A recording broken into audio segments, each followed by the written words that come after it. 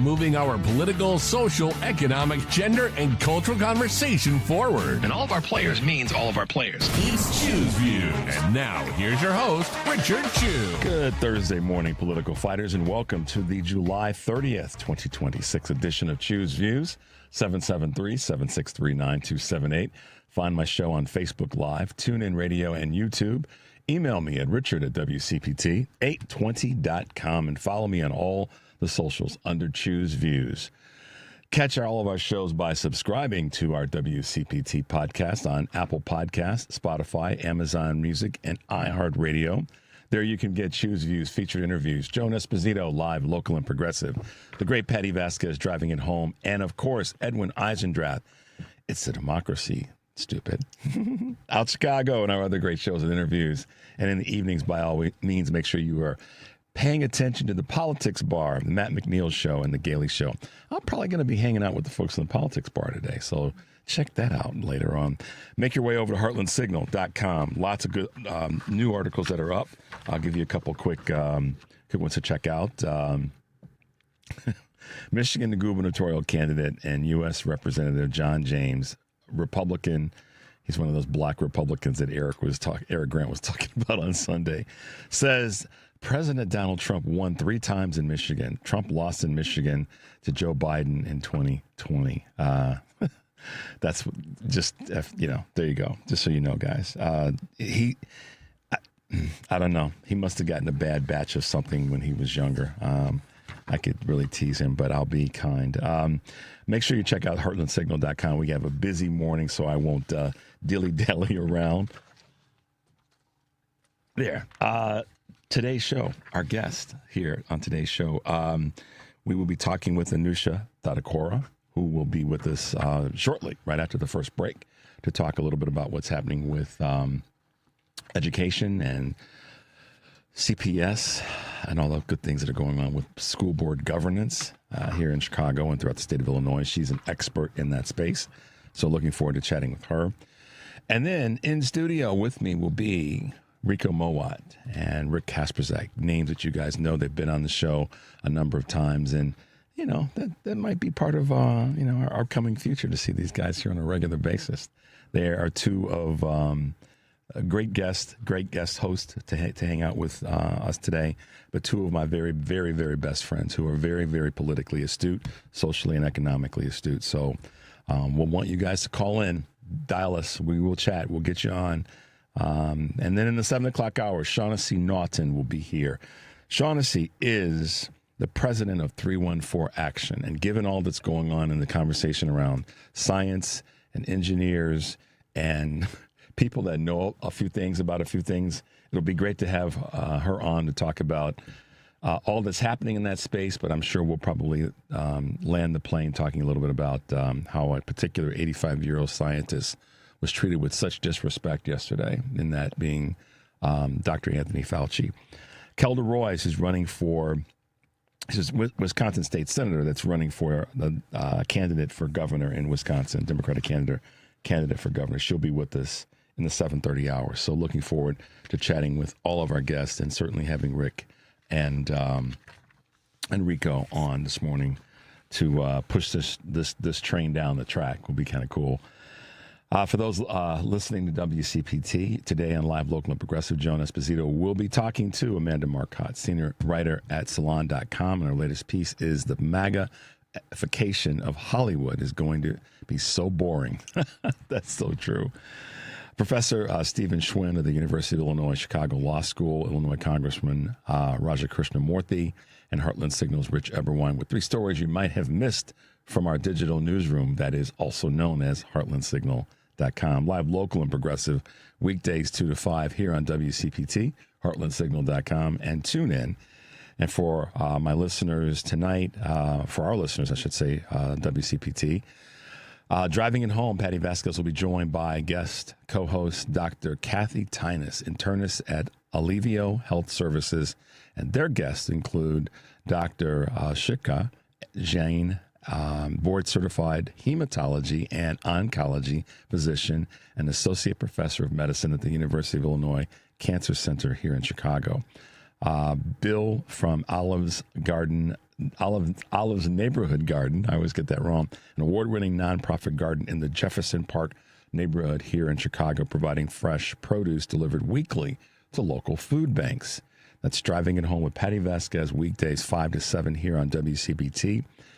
Heartland Signal website, tune in, YouTube and Facebook. And then tomorrow on Choose Views, Karen Byrne, who is a co-host of True Blue Politics podcast, will be with me.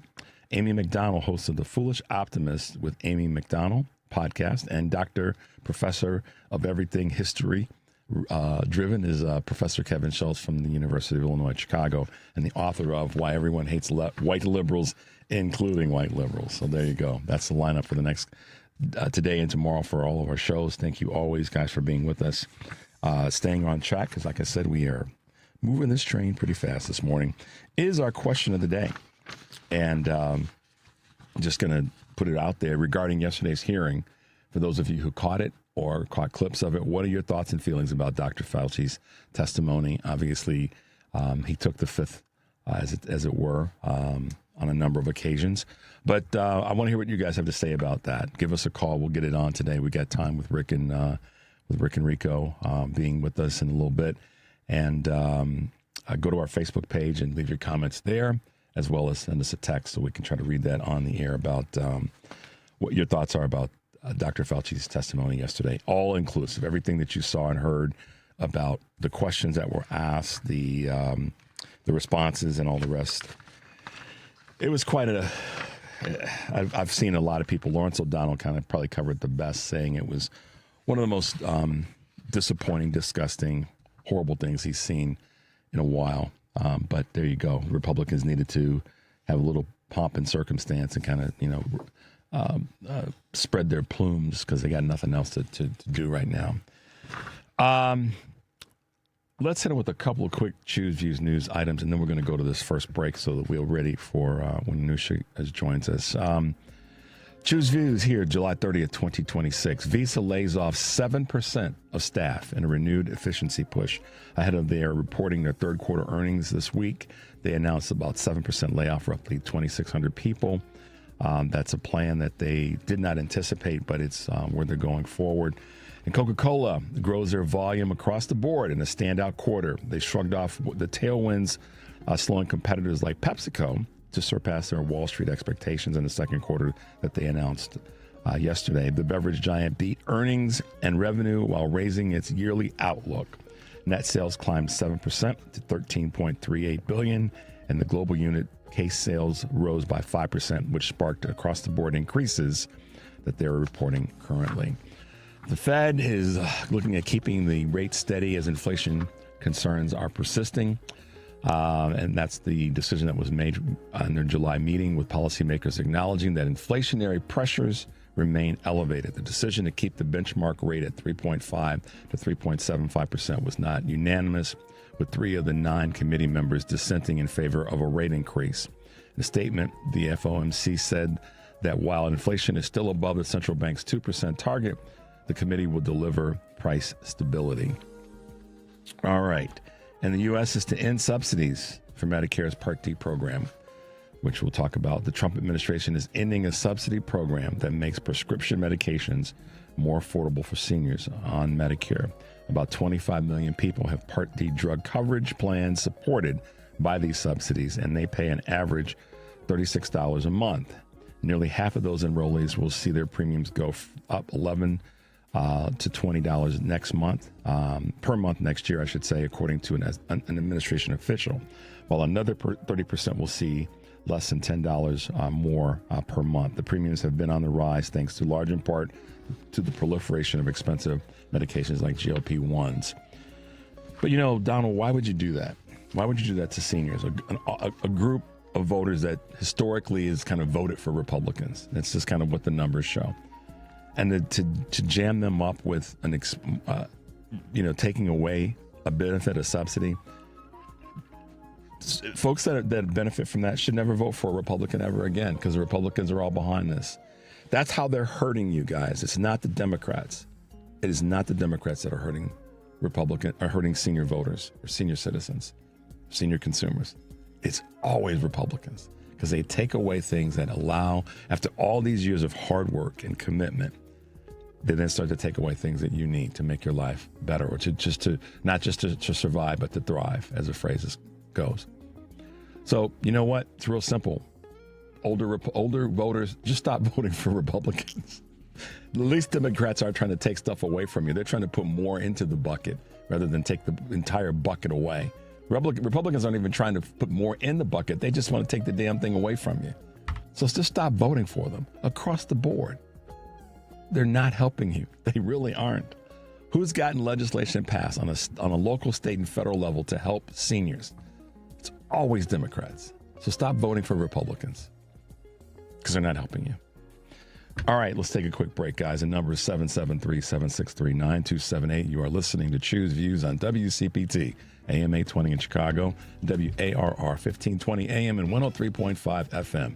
From Warren County, North Carolina, and AM 950, the progressive voice of Minnesota. I'm Richard Chu, and we will be right back.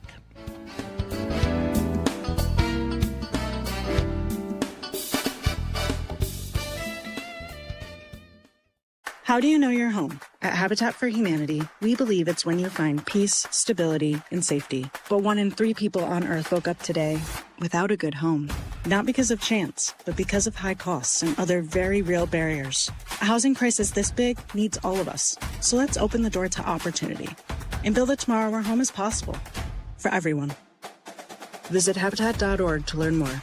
Again, that's Habitat.org. Habitat for Humanity. Let's open the door. You served behind the desk. You served in combat.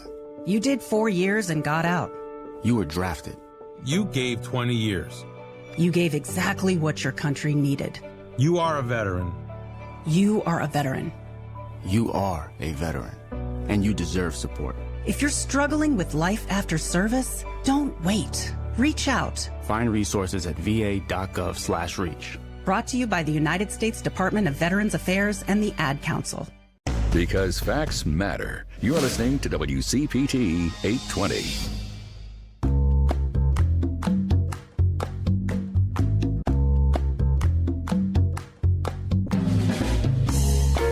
All right, guys, welcome back to Choose Use. Thanks for being with us this morning. Yeah, so just it's it's disappointing to see something like this when it comes to the benefits. I'm hoping that we can find a way. What's probably going to end up happening is this: the states are going to have to step up to try to help. In this case, with the prescription drug reductions and the subsidies. It's just unfortunate, but that's kind of where we are. And I'm really hoping that.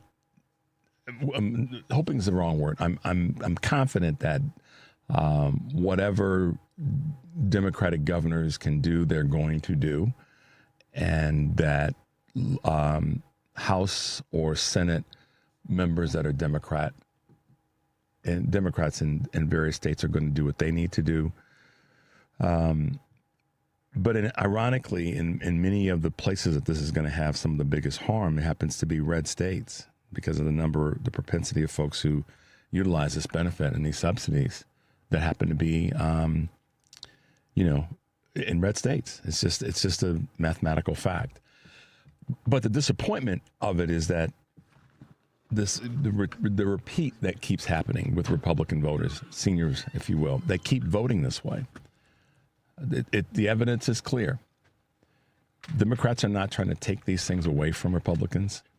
Democrats have historically and recently made it clear that we want to do everything we can to support benefits being built up, beefed up, strengthened. So hopefully, and I don't go down the hope path too often, but in this case I will, because it's just a direct attack on people who, and many of those people who are going to be impacted by this voted for Donald Trump, voted for the Republicans, and unfortunately have continued to do that. So we as progressive liberal Democrats have got to work really hard to help them understand that we did not stab you in the back on this one. But there you go. All right. Looks like our guest, who is one of the best voices when it comes to what's going on with public schools at large, and very specifically here in Chicago and Illinois. But welcome to the show this morning, our good friend Anusha Thotakura. Good morning, Anusha. Welcome back to Choose Views. How you doing this morning? Good, Richard. How are you? I'm good. I know that we got a few minutes, and I wanted to make sure we give you the maximum amount of time to talk about what's going on with CPS, specifically in a larger way, what's going on with some of the governance of public education and so forth here in Chicago and the state of Illinois. What's happening in your world? Well, today we are going to be presented with a budget to vote on, and this budget is the result of months and months of hard work from CPS and stakeholders trying to close this deficit. And we've seen what's been on the chopping block with thousands of positions either being closed or people experiencing layoffs, schools experiencing cuts to their budgets, essential programming, like after-school programming being cut by 50% in this budget. Furlough days, which have been entertained and now seem like the district is going to revise their proposal to reverse the furlough days. And the budget also includes mid-year hiring freeze, spending freeze, all things that our students are going to feel at the classroom level. But this is not something that's a surprise that we woke up with news of overnight. We have a structural deficit at CPS that is that's going to cause long-term harm to our students if we don't advocate for the progressive revenue that we need to fill our budget gap. So who's getting in the way locally and statewide of having this happen? Who's actually, or what entities, I should say, not necessarily an individual per se, but what entities are getting in the way of this getting done? I think this is a question of political will. Right? And it's amongst all of the stakeholders. If you ask someone, do you support funding for public schools? They will say yes, because to not say yes is a slap in the face to parents and students and community members that care about the public education of our kids in the city. But when you ask them, what have you done to actually bring funding to Chicago public schools, or any public schools across the state for that matter, because they're all not fully funded at this time, we're met with silence. And that is not good enough. Earlier this year in May, we at the board passed a resolution that calls on the state to pass progressive revenue by taxing billionaires and large corporations, which is an issue that we've discussed a lot on your show, to fund our schools, amongst the many other things. Today's the anniversary of Medicaid and Medicare, 61 years. We need funding for Medicaid, given the cuts at the federal level. But back to that resolution, when we passed it on the school board, you would think that people who are supposed to be charged with being responsible stewards of our school system would care about funding for schools. It did not unanimously pass. So I could talk about the school board members who are not on board for progressive revenue for our schools, but we can't make the revenue appear ourselves. We have very, very limited taxing authority. So in Illinois, where we have the 8th most regressive tax system in the entire country, we need to call on our state lawmakers to deliver the progressive revenue that we need for our students. So that's going to take state legislators, many of whom this week have come out in support of additional funding for our schools. Even yesterday, I'm sure that you saw Speaker Welch committing to working to find additional funding. Senator Harman saying something that I found optimistic about working to find resources for our students. And it really takes political courage, because if you're not willing to stand up and fight for funding for our schools at this time, our students are going to lose out. And we can't just say, why don't we just wait until next year or the year after, as if students' education for this upcoming year is not an investment that's worth every single minute and dollar that we can push for.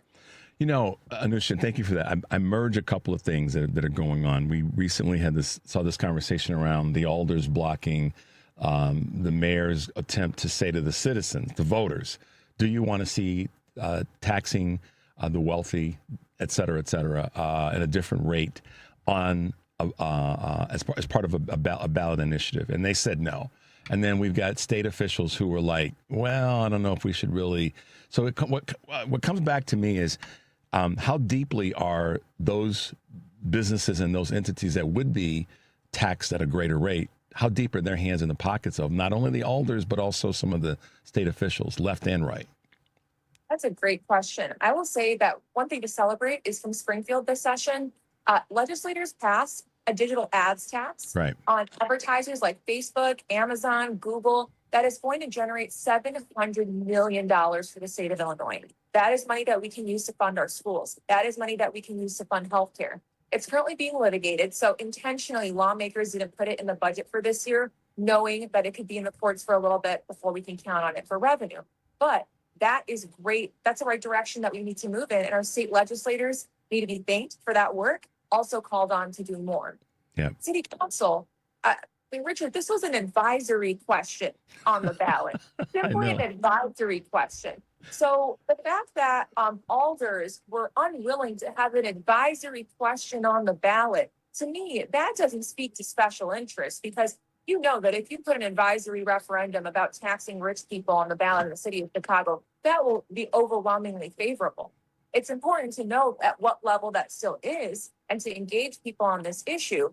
But to see that being blocked in one of the most progressive cities in the country, and alders refuse to let their constituents vote on whether or not we should tax the rich, it's because they don't want to be held accountable to that after. They don't want to be told the people in your ward want you to tax rich people and you're refusing to do it. So that is why they're blocking the advisory referendum. And there's a very clear mismatch in city council between people's wards and the values that they reflect with their votes. And I could not think of a clearer example on an advisory referendum about whether or not to tax millionaires at a higher level. Particularly when those are the people that are going to benefit in directly and indirectly from that happening. And it would actually take some stress off of the alders in city council, and then take some stress off of state legislatures to allow that to be the case. But I didn't want to assume I knew where you sat in the room on that, but I had a pretty good idea, and I wanted to get your expertise. What else you got going on as we wrap up? Because we know we got limited time this morning. Yeah, today is the 61st anniversary of Medicaid and Medicare, landmark programs that have allowed for people, millions and millions of Americans, to have access to life-saving health care. And it's also a little over a year since the big ugly bill was signed into law by Donald Trump, which rips away Medicaid and SNAP benefits from people who need it most. So today we are celebrating the anniversary of Medicaid and Medicare across the state. This morning, Chicago, 10 a.m. in Federal Plaza, also doing an event in Springfield with Congressman Budzinski, and later today in Murfreesboro outside of Congressman Mike Boss' office, and he voted to defund Medicaid and SNAP. And it's important that we talk about how can we not just reverse these cuts, but how can we actually build on these programs to build a healthcare system that works for all of us? Because even before last year, before the big ugly bill passed, people already could not afford their premiums. They could already not afford their prescription drugs. People already had medical debt. So we want to hear from people, why is this important to you, and how can we build a healthcare system that works for all of us? If you're available, join us at Federal Plaza today at 10 a.m. Anusha Thotakura, thanks for hanging out with us this morning. Go get him. We are always here. Got you back. Say hey to Representative Budzinski and tell her we got to get her back on the show. Talk to you soon, okay? Thank you, Richard. Take care. All right, bye-bye. You're listening to Choose Views on WCPT, AM 820 in Chicago, and WARR 1520 AM and 103.5 FM. From Warren County, North Carolina, and our good friends at AM 950, the progressive voice of Minnesota, I'm Richard Chu. When we come back, the trio will be here. The band is back together. Enrico Mowatt, Rick Kasprzak, and I will be with you. We'll be right back.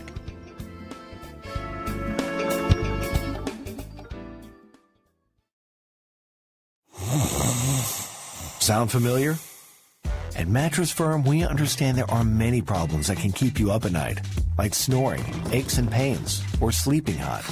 Our sleep experts have the unrivaled know-how to match you with a mattress that can help. And now at Mattress Firm, upgrade to a Tempur-Pedic and learn how you can get 3% back plus an instant gift. For the great sleep you deserve, visit Mattress Firm. We make sleep easy. Restrictions apply. See store or website for details. Hi, I'm Kevin Love. People see the NBA career, the championship ring, but what they don't always see is the anxiety or the moments I felt completely lost. That's why Sony Pictures Animation's Film GOAT means so much to me.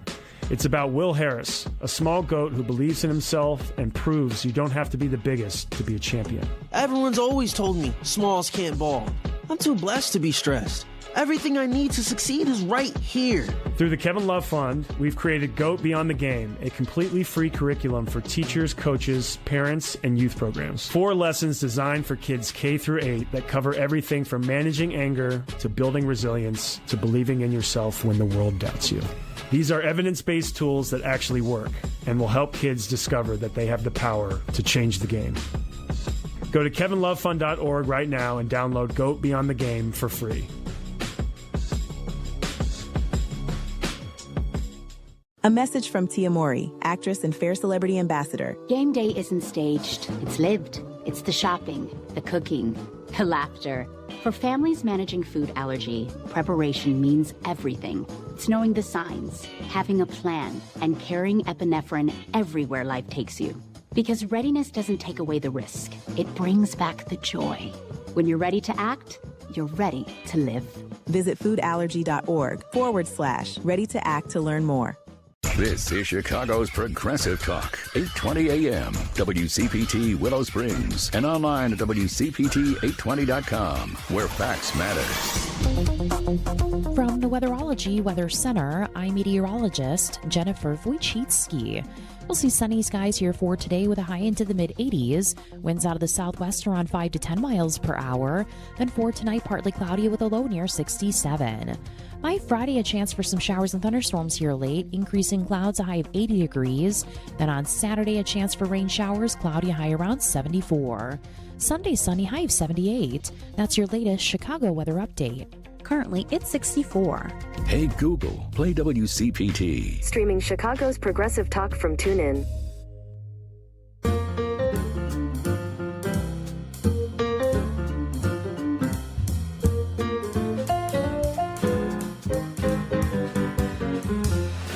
All right, guys, welcome back to Chew's Views. Thanks for being with us. I'm Richard Chew. And thanks to Anusha Thotakura for being with us as well. She's going to be a busy lady today. But in studio, of course, are my 2 road dogs, Rick Kasprzak and Enrico Mowatt. Good morning, fellas. Welcome to the show. Good morning, Richard. Good morning, Richard. Which one are you talking to? Yeah.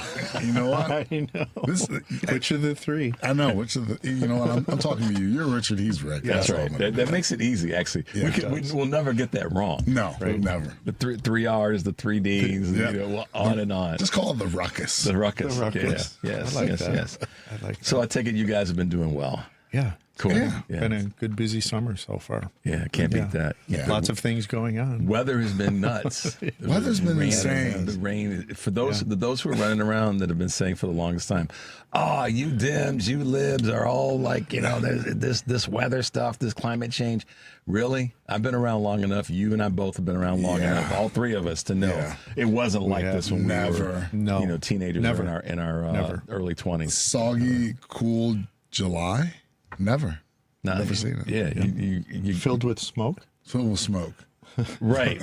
But Rick, I'm sorry, but it's your fault for having friends in Canada, and Donald Trump's gonna tariff them to death because I've let them know. Because Rico wouldn't go up there and take his big fan and move all the bad smoke up to Greenland. Yeah.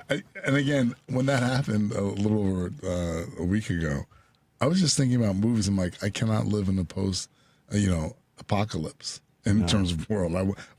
I would hate to see that be the case where the sky is a haze and just uncomfortable. It's just weird. Well, and I actually thought, oftentimes you see pictures in China when they have bad pollution days, and that's exactly what it looked like to me. But we don't have a climate issue, guys. No, you're right. I forgot. What's wrong with people? No, we don't have a climate issue. No, it's made up. It's manufactured. It's fake news. Yeah. The Democrats are controlling with space lasers. They're controlling the weather, and I'm sure that they'd be saying, "Oh, it's not that bad out." Go outside and suck in those particles. Yeah. Don't do a 5K along the lakefront. You're fine. Burn your lungs a little bit. See how it feels. Yeah. But you got to give it up to our city. Our city of Chicago is once again standing loud and proud. We've had some great events, as we always do during our spring and summer, and the streets are busy as hell. Folks are out. We love seeing it. Yep. I was just saying to my wife Ann, who you guys know very well, that it's crazy busy in the city, and I'm okay with that. Yeah. You know, that's what we want to see. It's a good sign. It's a good sign, It's right? a great sign. Isn't it? Economically, it's a great it's sign. a good sign. It's a good sign that people are getting out and meeting each other, and patronizing the outdoor restaurants. My partner and I were on Division and Damon 2 weeks ago. We had not been there for a really long time. I could not believe the number of people just walking on the streets, kids, infants, dogs, and everybody. All of the outdoor cafes were just packed. Yeah. Chicago it was good. Chicago is really at its best when everyone can appreciate it. Yeah. From those that live there to those that live around the city, and then those that are coming to visit. And it's just amazing. So yeah, to your point, when it's vibrant, it's at its best, and that's a great thing. Yes, I know. I'm loving that a lot. So I know that probably the elephant. There's a couple of elephants in the room. I talked about how Trump just targeted the Medicare program for seniors, and that's a trickle. The impact is a trickle down like nobody's business because of the people who benefit from those subsidies. That when they go away, it doesn't just singularly impact that person who's receiving it. It impacts everybody in their world. And if their person is on some version of a fixed income or whatever we want to call it, and now they've got to reach deeper in their pocket to cover some, in many cases, life-saving medications, now that may impact their family. Rico, you guys talk about this. I think what we're unfortunately going to see, Richard, because we do see it a little bit now already, but a lot of these seniors who are just getting by, when you have a 10% or 20% increase, that makes a huge difference to them. And what they will end up doing is cutting in half their prescribed dosages just to get by, thinking that will work. And it's really, that's not how it's supposed to be. Yeah. These doctors prescribe medications at the dosage that you're supposed to take. Based on the condition that you have, based on your physiology. And so I really worry about that. And as a senior myself, this does, it hits home. Yeah. It hits home. And I'm a participant in Medicare, and my gap plan has gone up about 35% this year. Yeah. I just got notification that effective August 1st, it's going to go up, and it's hitting everybody across the board, and we have nobody to blame but this current administration. That's right, and it's making people have to make forced choices. You talked about people and their families. First and foremost, if you're the person that's on Medicare, you have to decide, okay, am I going to pay my light bill or am I get my medication? Yes. Am I going to get groceries or am I going to get my medication? Am I going to pay my rent or my mortgage or medication? And then to that other point, if you have to take a lesser dose that's prescribed, then family has to be involved, maybe because of the side effects of the consequences to your health, to one's health. Right. So it's really putting people in a bind. And to your point, which you made earlier, which I talked about a while ago on the show, about how, these rural areas and who they're, people have voted for them. Mm-hmm. People have voted for, and they're going to be the ones that are likely and most affected. Yep. Red states, rural areas, people that didn't have the wherewithal to understand the consequence of emboldening this and putting in this administration into power. Right. Yeah. It's the thing that makes me, and you guys, we talk about a lot of things personally in our personal conversations.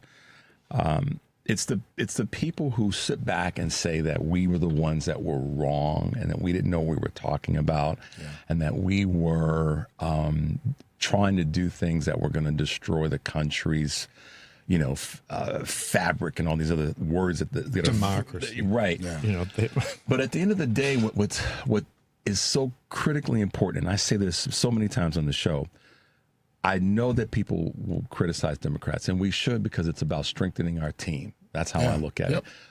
But at the same time, name me a time, Republicans, on any level, name me a time where Democrats made a conscious decision to rip away a benefit that was going to that was helping people in its current format.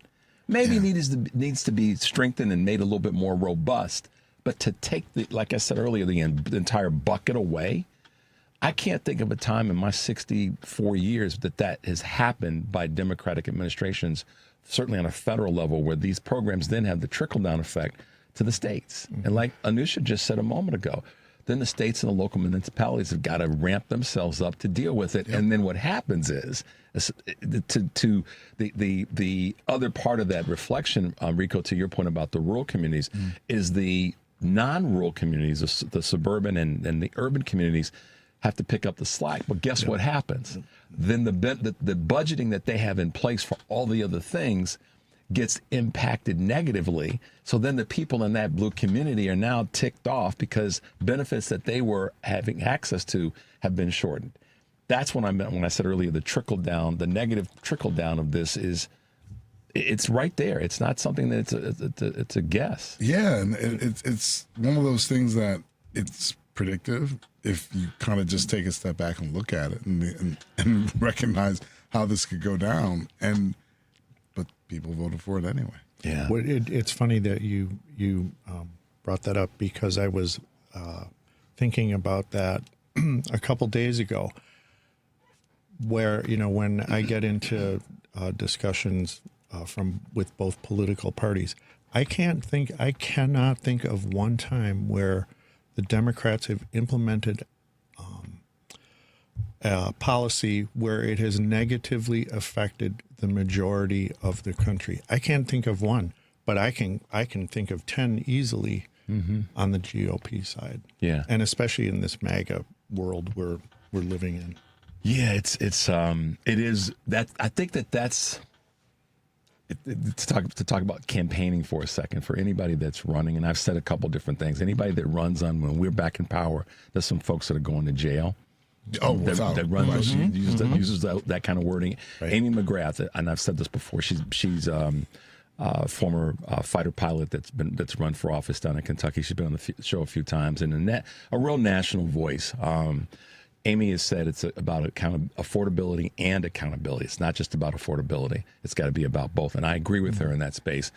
Yeah. The other thing that I think is a good campaign message is show me in the last 10 years, 20 years, 50 years, where Democrats have put policies in place that have hurt you, and show me where Republicans have. Or what a tighter version. What you said is a much tighter version, Rick. But yeah, show it. Show me. On a debate stage, how bold would it be for anybody running for office to say, well, show me where your party, show me where our party has put something in place that's taken away benefits for America, the most of Americans, and make the Republican candidate stand and deliver. They'll stand there, they'll be babbling and and they'll try to come up with the garbage. They'll try. And then pivot and go, so let me list you 5 that your party. Exactly. And all you have to do is, instead of pointing the finger at the Democrats, say, listen, here are the most egregious policies that have affected, most of America in the past, whatever number of administrations, or that the GOP has passed. Now, can you tell me which ones the Democrats have put into place that have had this kind of effect? And that's it. And it's like, and my favorite 2 words, I'll wait. Yeah. Or go. Go. And see what someone says, and there's gonna be dumbfounded. Yeah. And when they have no retort, when they have no comeback, it's from a strategy standpoint, that's what the Democrats have to start doing. there's got to be a PAC out there. There's got to be someone with deep pockets to just put out messaging to speak on. This is what's happening. You had a reality talk show host and Dr. Oz. And other reality talk show. It's just like think about the number of people that are in the administration that have been either reality or talk show hosts, right, but without the credibility to be in the role. And just simply put, like, here are the policies that are about to affect. There should be messaging that's in social media, that's local TV, national. Just speak. This is what's going to happen to your benefits. Yeah, and here, this is a good example. Kamala. By the way, all the people out there on the right and all the people who were skeptical and that didn't vote. And then we're going to go to a break. Kamala Harris did say that this would happen with regard to the program. She said a lot of things. Everything that's happened has happened. She and Hillary were right. I was going to say, and you have to put Hillary in there too, because she laundry listed. I say it all the time. Yeah. That debate where she laundry listed. This is what's going to happen. Mm-hmm. Let's go to a break, guys. The number is 773-763-9278. You're listening to Choose Views on WCPT, AM 820 in Chicago, and WARR 1520 AM and 103.5 FM from Warren County, North Carolina, and AM 950, the progressive voice of Minnesota. It's me. It's the Rickus. It's the Ruckus. We'll be right back.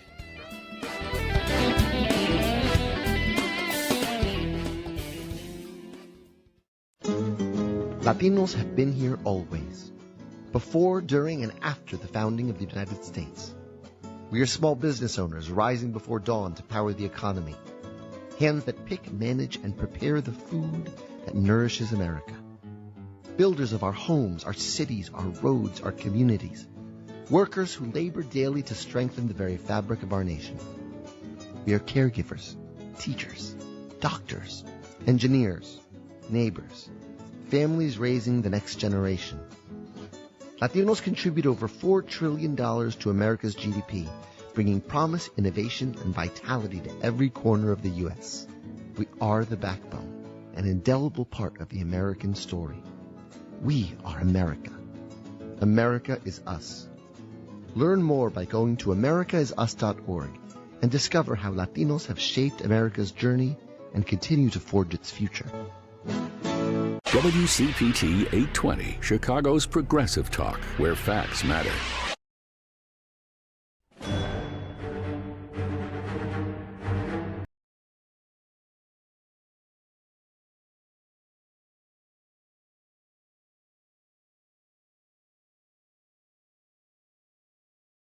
Put it down.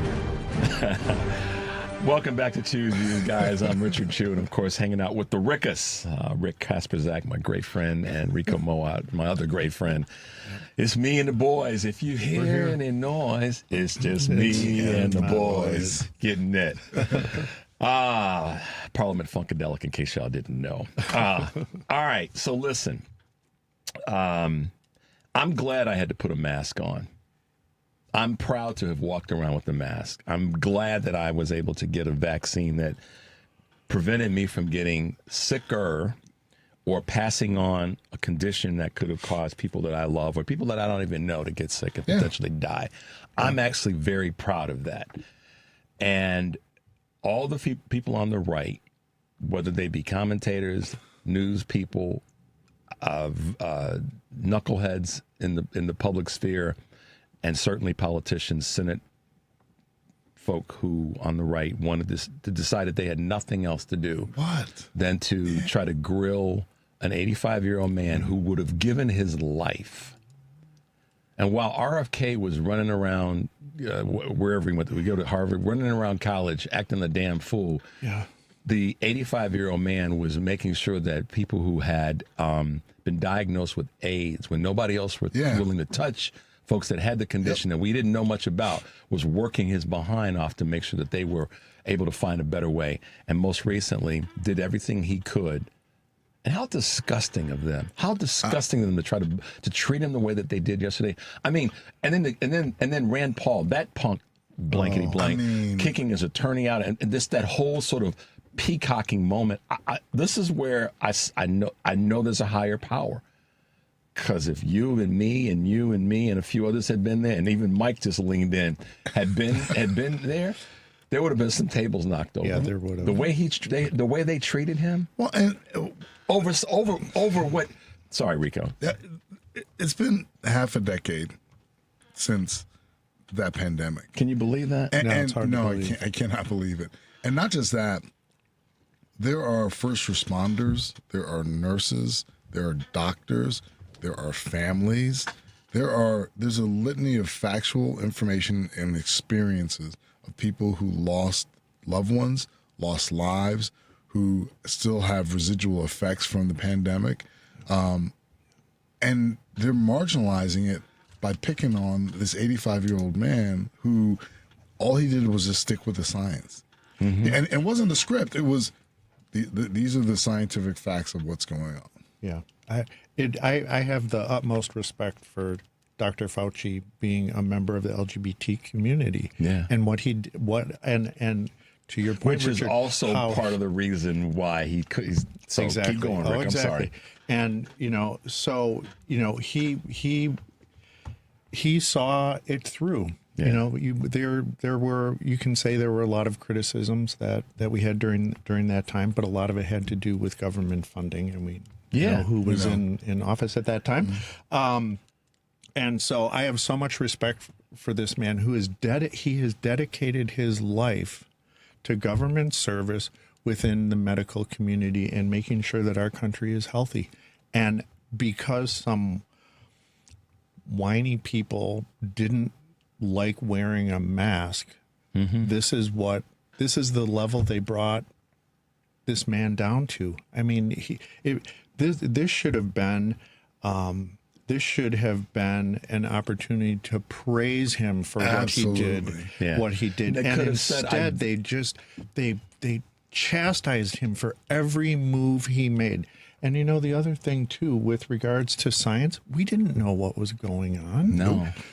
What happened to the days where the citizens of this country say, well, you know what, we have to do our part. Yep. Okay. Yeah. I sit there and I look at the banner. The banner on the wall, and it reminds me of like during World War II. Absolutely. The do women. your part. I mean, do your part. The country did their part. Instead, you had 40% of the people just whining like they've never whined before about wearing a stupid mask.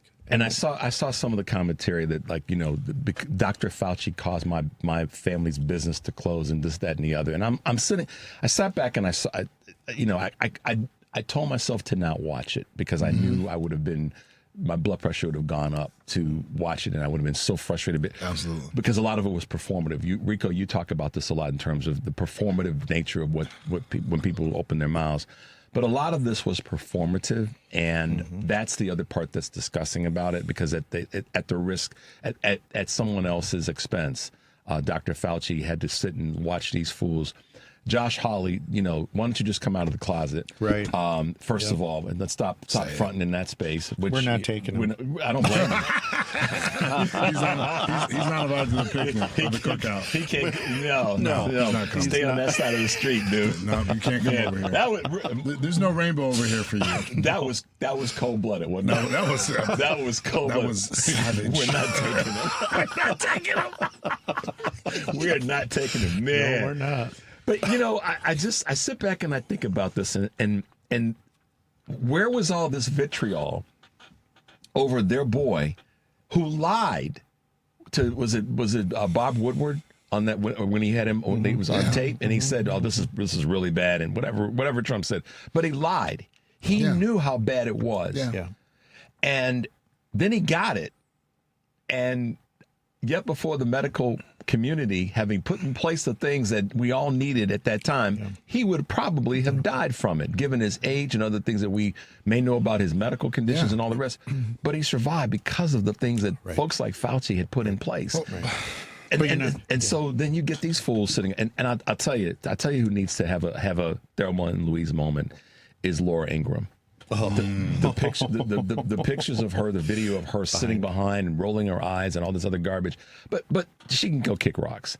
The people who were elected to these offices that sat there and interrogated him in the way in which they did were just flat out disgusting. And they're in comfortable states and districts. They'll get reelected, and their citizens, their voters will continue to kiss their behinds, et cetera, because that's who those voters are. Yeah, that's who they are, and you know, the performative nature of what these politicians are doing is on par with strategy, plainly because it's about eliciting emotion. Because they're going to do things, they're going to curse, they're going to be, Bernie Moreno. That was just like, can you believe that? Can I politically punch you in your face for that? Like but yet we're the aggressive ones, we're the disgusting ones, we're the ones that don't follow decorum. But you're going to do that too. You're a newly elected senator, first-term senator, and you're going to go after Fauci like that, who is chronologically old enough to be your father. And here's the thing: he's a first elected senator, and he's not going after Fauci like that.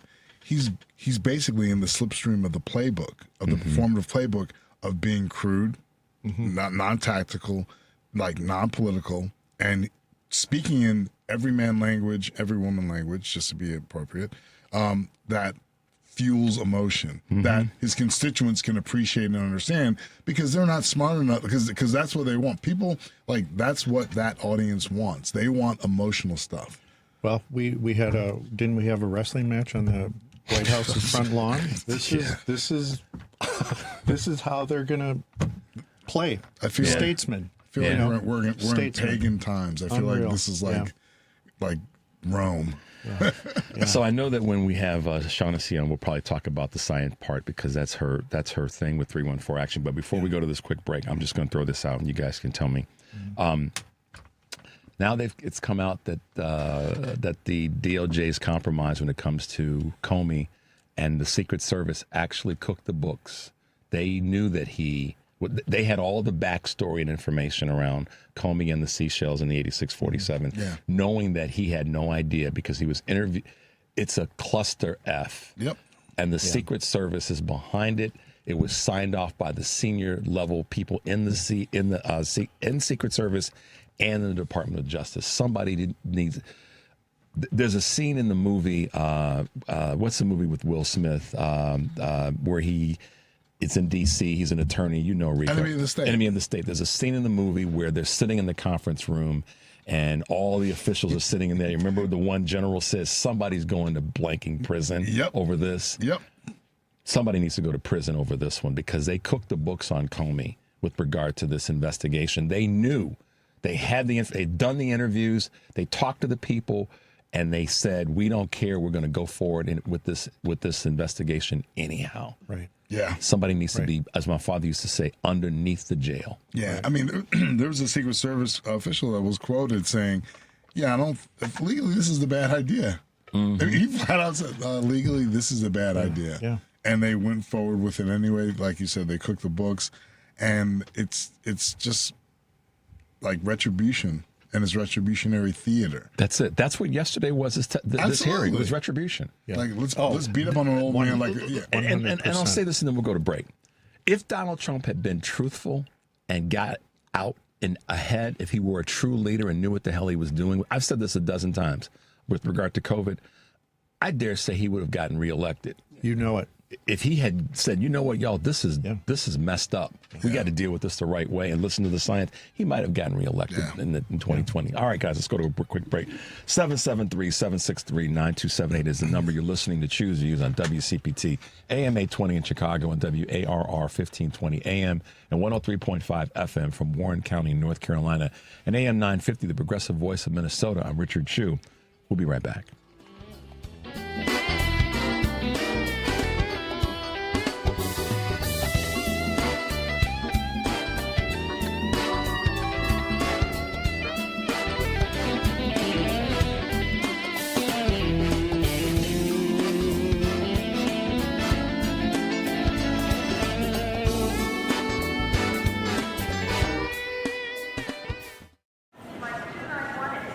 The best words to hear at the TSA security checkpoint?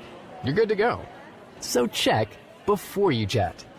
Avoid delays at TSA security checkpoints by making sure you have an acceptable form of ID. That means a real ID, passport, or other acceptable forms of identification. Visit tsa.gov/ID to check the full list of acceptable IDs. Avoid travel delays by checking ID requirements. and you're good to go. Small businesses are the heart of America. But you don't have to go it alone. As the nation's largest nonprofit resource of expert business mentoring, SCORE has helped millions of entrepreneurs build their businesses for free. Get the connections, education, and guidance you need with SCORE. We're ready to help. Find a mentor today at score.org. Amazon Business. Unlock smart business buying with fast, free delivery on millions of items and practical AI innovations that automate repetitive tasks. Learn more at amazonbusiness.com. This is 820 AM, WCPT Willow Springs, and streaming worldwide at WCPT820.com. We are Chicago's progressive talk, where facts matter. Now, your WCPT 820 weather update. From the Weatherology Weather Center, I'm meteorologist Jennifer Wojcicki. We'll see sunny skies here for today with a high into the mid-80s. Winds out of the southwest around 5 to 10 miles per hour. Then for tonight, partly cloudy with a low near 67. By Friday, a chance for some showers and thunderstorms here late, increasing clouds, a high of 80 degrees. Then on Saturday, a chance for rain showers, cloudy, high around 74. Sunday, sunny, high of 78. That's your latest Chicago weather update. Currently, it's 64. A message from Tia Mowry, actress and Fair Celebrity Ambassador. Game day isn't staged, it's lived. It's the shopping, the cooking, the laughter. For families managing food allergy, preparation means everything. It's knowing the signs, having a plan, and carrying epinephrine everywhere life takes you. Because readiness doesn't take away the risk, it brings back the joy. When you're ready to act, you're ready to live. Visit foodallergy.org/ready to act to learn more. All right, son. Time to put out this campfire. Dad, we learned about this in school. Oh, did you now? Okay. What's first? Smokey Bear said to. First, drown it with a bucket of water, then stir it with a shovel. Wow, you sound just like him. Then he said, If it's still warm, then do it again. Where can I learn all this? It's all on SmokeyBear.com with other wildfire prevention tips. Because only you can prevent wildfires. Brought to you by the USDA Forest Service, your state forester, and the Ad Council. NBC News Radio, I'm Michael Kastner. A new report says China is sending up to 400 handheld missile launchers to Iran. More from Tammy Trujillo. Reuters says Iran purchased hundreds of shoulder-fired air defense systems along with Chinese missiles for about $70 million and is expected to receive the first shipment within weeks. The report says the deal was made with a Hong Kong company that's acting as an intermediary between Iran and the Chinese supplier. China's foreign ministry, however, is calling the report completely groundless and says China has consistently played a role in ending Iran's conflict with the U.S. The U.S. has completed another wave of strikes on Iran. In a post on X, U.S. Central Command said the strikes hit dozens of targets in response to Tuesday night's attacks by Iran on American forces in the Middle East. CENTCOM said all of the Iranian missiles launched during those attacks were successfully intercepted. Senator Rand Paul wants to hold Dr. Anthony Fauci in contempt of Congress after Fauci wouldn't answer questions related to COVID-19 on Wednesday. The former White House medical advisor appeared in front of a Republican-led Senate panel but invoked the Fifth Amendment more than 100 times. Cyclosporiasis, the parasitic infection linked to explosive diarrhea, has now spread to 45 states. More from Sarah Lee Kessler. There have been 6,700 lab-confirmed cases so far, with the CDC saying it's investigating more than 11,000 others. The Federal Health Agency also says at least 423 people have been hospitalized, but there have been no deaths. The outbreak, which is caused by ingesting food or water that contains cyclospora bacteria, began 3 months ago. At least 30 people are confirmed dead in Tuesday's earthquake in Japan. The magnitude 6.8 earthquake on the island of Kyushu destroyed or damaged numerous buildings, including a busy shopping mall. Michael Kastner, NBC News Radio. This is a WCPT Civil Rights Snapshot. When the United States entered World War II, President Franklin Roosevelt believed that Major League Baseball should continue despite most of the players being off defending their country in the war. Worried about the future of the sport, Philip Wrigley founded the All-American Girls Professional Baseball League in 1943. Despite being the first league for women, the league did not want any racial integration and turned away pitcher Mamie Johnson because she was black. But Johnson's love for the game did not let this stop her, as Johnson and 2 other women of color tried out for the Negro Leagues, and all 3 of them were then signed by the Indianapolis Clowns. The 3 women faced struggles from their male counterparts, but won over the league and the fans with their playing ability. During their run, the Clowns had the highest attendance, beating out any team in Major League Baseball and the All-American Girls Professional Baseball League. Please stay vigilant about our civil rights. The fight is never over.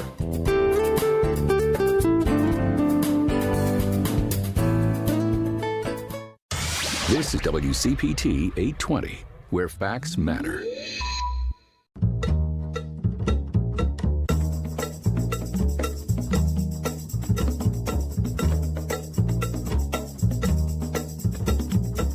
Welcome back to Chew's Views with Richard Chew.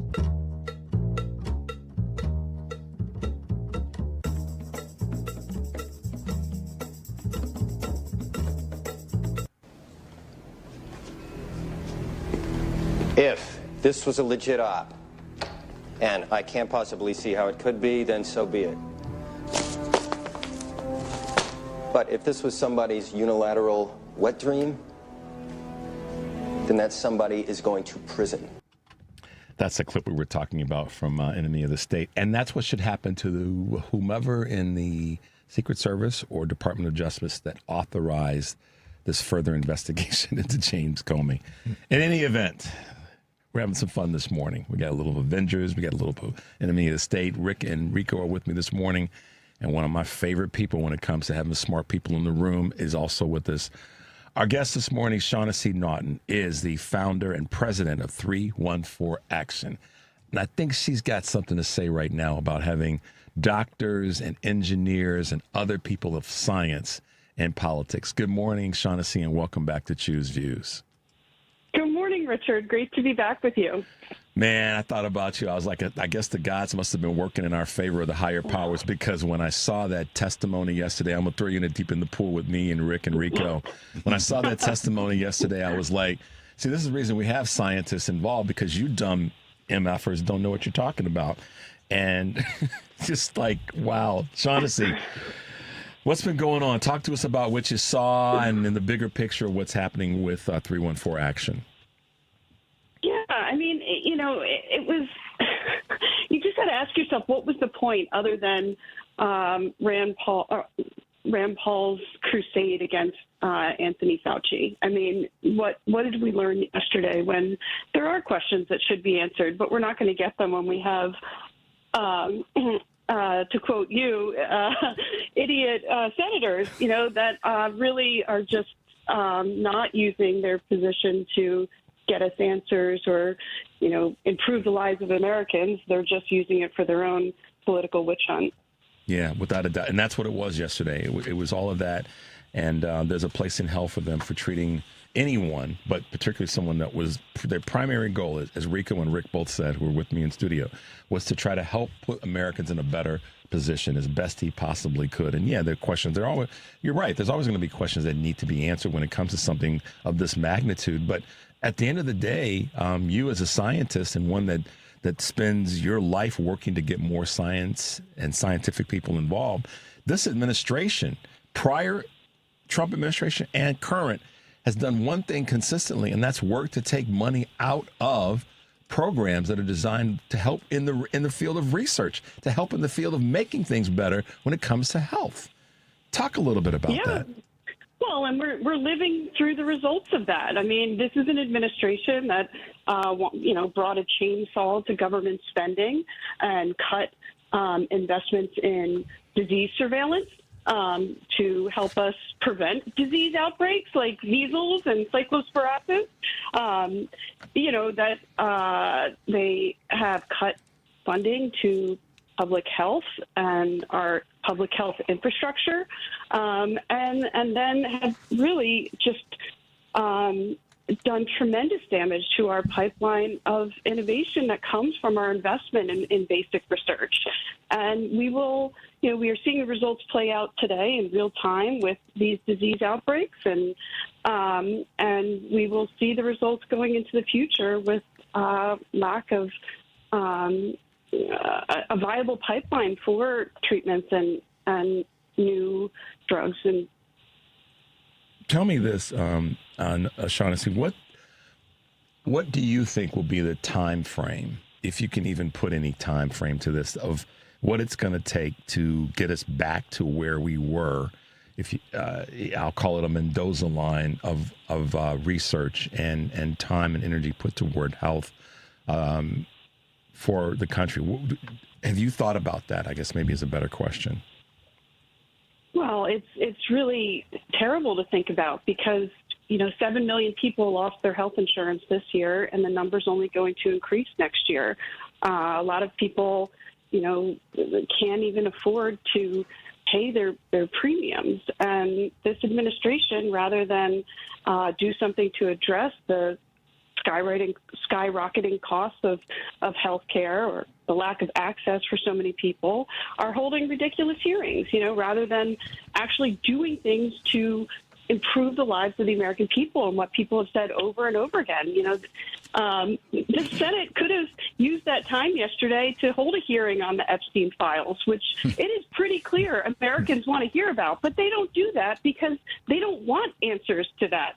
They could hold a hearing on the massive corruption that this administration has at pretty much all levels, from advisory panels to cabinet secretaries and the president himself. They could hold hearings on why are we at war without a declaration of war. They do none of these things, and this is why it is so important that we elect a Democratic Congress this fall, because we need some accountability with this administration. And accountability, I've said this, I'm quoting my good friend Amy McGrath, who says affordability and accountability has to be, where we are in this next Congress, making the assumption that we win back the House minimally and hopefully the Senate, because the trickle down of that is incredibly important, both in terms of affordability. It's going to allow for local governments to have hopefully have a little bit of ease, because some things can be put back in place. With new legislation that we can force and not have and make it be veto proof. That's kind of how that's sort of, I guess, my wish list of, in addition to having the control of the House, we'll have the ability to put some things back in place or to stem the tide, as it were. The other thing that I think is important about this new Congress, if we were to win back both the House and the Senate, is that it will slow this train of recklessness down. And it'll slow it down with people that are part of who you're trying to recruit, in terms of bringing in smarter people or having more people in the mix, not just that are elected, but the people that are at the table when decisions are being made when it comes to planning. Talk a little bit about that. Yeah, absolutely. We still are going to have a few more years of Donald Trump, but if we have a Democratic Congress, we can get things done. Democrats have shown when they are given the trifecta, they pass the American Rescue Plan, the Infrastructure and Jobs Act, the CHIPS Act, the Respect for Marriage Act. They passed legislation that improved people's lives. What has this administration and this Congress done? They passed a big, beautiful bill that gutted Medicaid, cut food stamps for people, and threw 7 million people off their health insurance. So I think there's a stark difference between what priorities Democrats bring versus Republicans. And I think the accountability side is incredibly important, because this is a cancer on our government, that we have this lack of accountability. And it is, the fault goes directly to this Republican Congress. And I'll just point out, when we elect doctors and scientists and nurses like Lauren Underwood to Congress, they make a real difference. With all the noise and all the horribleness of this administration and this Congress, last week Congress unanimously voted for the NIH Improve Act, which is one of Representative Lauren Underwood's signature achievements, part of her omnibus, to reduce maternal mortality rates that are way too high in this country, and to target health deserts and disparities in our different populations. It passed unanimously. There aren't many things that pass unanimously from Congress. And this is what, when when we elect people who know what they're doing, who bring the right values and priorities, things can get done. Yeah, it's actually it makes such a difference when that mindset is in any elected office, whether it be on a local level, a state, or certainly in this case on a federal level. Shaughnessy, let's take a little bit of a break. When we come back, I want to talk about a little bit more about some of the candidates and some people that you've endorsed that are running, some that have won. So we can shed a little bit of light on them. You're listening to Choose Views on WCPT, AM 820 in Chicago, on WARR 1520 AM and 103.5 FM from Warren County, North Carolina, and AM 950, the progressive voice of Minnesota. I'm Richard Chu. We are talking with Shaughnessy Naughton of 314 Action. We'll be right back.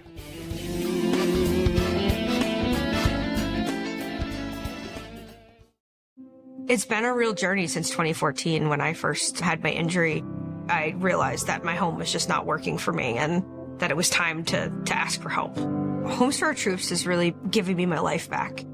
The shower allows me to go in and turn around with my chair, pull down storage racks, automated door systems, hours of my morning given back to me. Adaptive sports are a huge part of my life, a huge part of my healing journey as well. Homes for Our Troops helped with making sure that I had a home gym so that I can continue to train. This past year, I was able to host Thanksgiving in my home. And it was the first time I was able to have my whole family in one place, and I was able to contribute to the meal. There are a lot more veterans in need, and Homes for Our Troops is going to be there to help them too. Homes for Our Troops builds and donates specially adapted custom homes nationwide for severely injured post-9/11 veterans and enables them to rebuild their lives. Join our mission at hfotusa.org. You're listening to WCPT 820 because facts matter.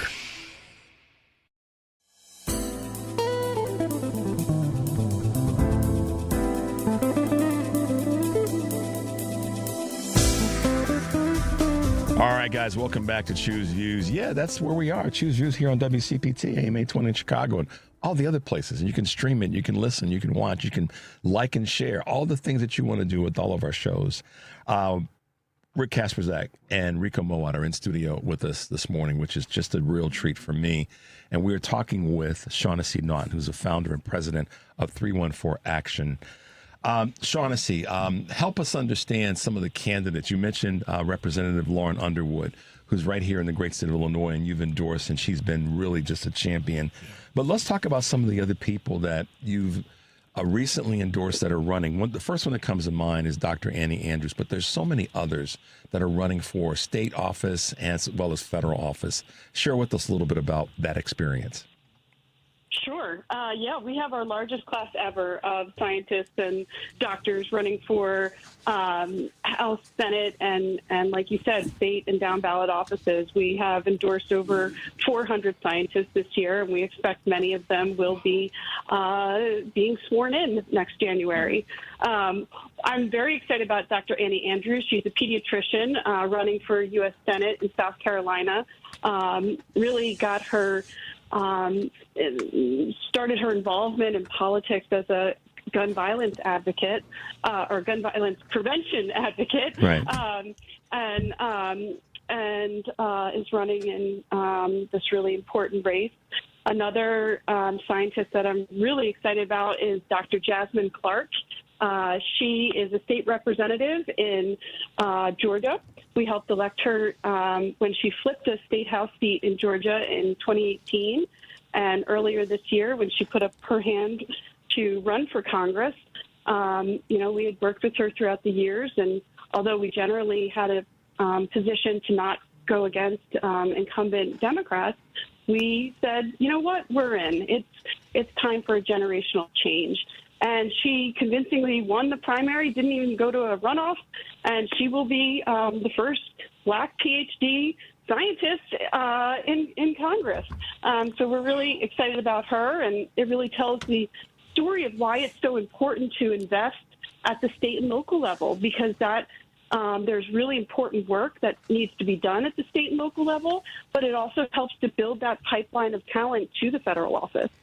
Yeah, Dr. Saeed in Michigan is running for Senate, and he is, it's a tight, tough race between he and Haley Stevens.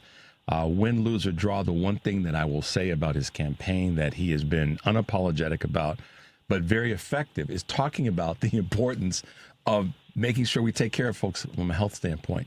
He has been extraordinary. I would say I can't think of a person running for any office, Senate, House, state, governor, that's been more of a shining light on the importance of taking care of our healthcare systems than Dr. Abdul Saeed. And I think that we need to have, if the person doesn't win necessarily, we still need to have those voices in the races, because it forces the other candidates to talk about healthcare, to talk about science, to talk about the thing that we try to run away from in this country, which is we're dealing with the realities that we have some health issues. Give us your thoughts there. Preach. I mean, this is what I say to candidates. Is, the basic math is most people who run aren't going to win. Think about how many people run for president, but only one gets to be president. But when you run a credible campaign and you talk about issues that are important to you and your community, you make a difference. Bernie Sanders never got to be president, but you can't say that he didn't change the focus of the Democratic Party, because he talked about issues that weren't being addressed. And Dr. Al-Sayed is doing that as well in Michigan. He was a health director, county health director. He worked on reducing medical debt and delivering eyeglasses to people and really focusing on what his community needed. And he is passionate and is being massively outspent, but is still able to, in most polls, polling ahead and garner tremendous amount of attention and support in Michigan and around the country. Yeah, and it's been exciting to watch, because going back to this conversation around the debacle with Medicare in terms of what Trump has targeted as of late, many of the people that are impacted by this change with Medicare that Trump is implementing or pushing forward are the same voters that voted for him in the previous election, 2 elections, and of course in 2024.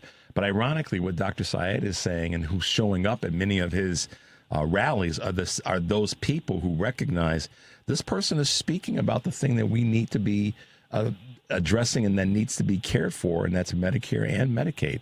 So again, this is why having those voices be part of the conversation are so incredibly important right now, don't you think? Absolutely. And we are going to have a lot of work to do to rebuild our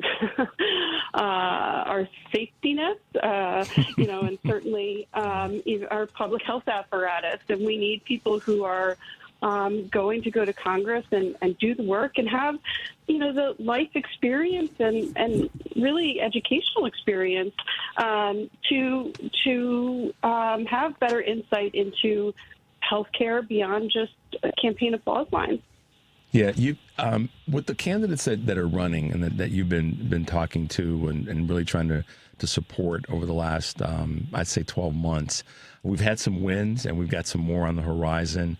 What's I guess you could say your most broad statement that you're making to any candidate that's running and what you would like to see them be talking about when they're on the campaign trail? Because you have candidates that are running, or you've supported candidates that are not just in the medical field, but also in engineering and other areas of science. But what's sort of your broad statement? And I'm making an assumption that you have one for anyone that's in that space that's running. Yeah, I mean, this election, one of the main issues for people is healthcare access and affordability. And as scientists and health professionals, they have a lot of credibility on issues that extend beyond just their fields of expertise. But talking about how we can bring down healthcare costs and what we can do in the next Congress to, get more people access to health insurance in our healthcare system, I think is incredibly important. And that means, addressing a lot of different factors that go into driving the cost. But one of the things that they can do, and if we have a Democratic Congress, is pass legislation to restore the health insurance subsidies that allowed millions of families to access health insurance. And I think they should couple that with, caps on deductibles and what people have to pay out of pocket. I think that's a really tangible and real thing that a Democratic Congress could deliver on. And then, thinking about in the long term of what we need to do to fix the system is incredibly important, but that will take a Democratic president to be able to sign that legislation. Yeah. One last person that I think we cannot forget is Dr. Amy Acton, Dr. Acton in Ohio, that's running for governor. She's another big voice that has been extraordinarily been doing a great job, and we sure as hell hope that she wins in Ohio. The country needs that kind of leadership in the state that's kind of been a little bit off the rails politically these last couple of cycles. So hopefully that a doctor, her particularly, can be the one to win that race. I think you hit it on the head when you say extraordinary. She is an extraordinary candidate running an extraordinary race.